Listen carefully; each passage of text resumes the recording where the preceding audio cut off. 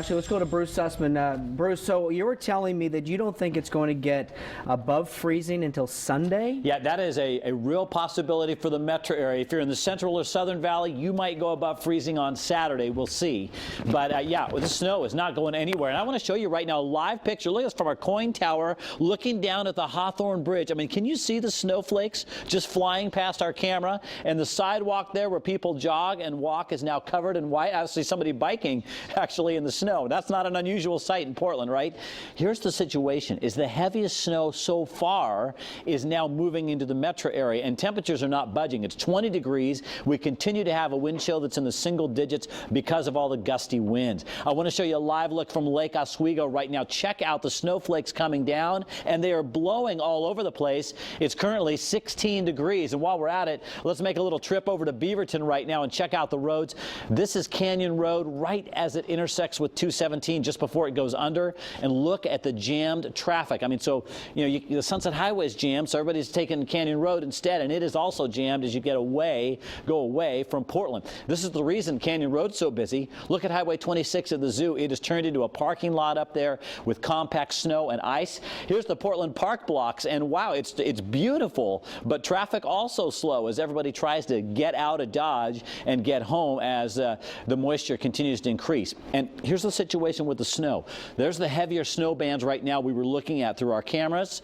And this is the heaviest snow so far this evening to move through the metro area. What I'm seeing is that there's a little bit of a south edge right here. We may get a brief reprieve in some parts of the metro as this lifts north, but right here to the west is more moderate to heavy snow that's going to swing across our area. So I really believe overall we are still hours and hours from being done with the snow, and it's continuing to snow along parts of the coast. Even Astoria and Warrenton, you're starting to see some of the snow now. And look at this, the back edge of this thing is way out here.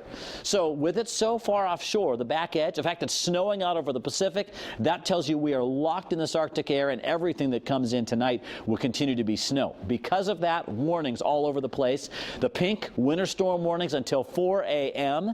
I think by mid-evening the snow tapers off most places though. Winter weather advisory along the central coast, the north coast rather. The central coast, you're under a winter storm warning for continued snow. We got a blizzard warning until 4 a.m. in the gorge.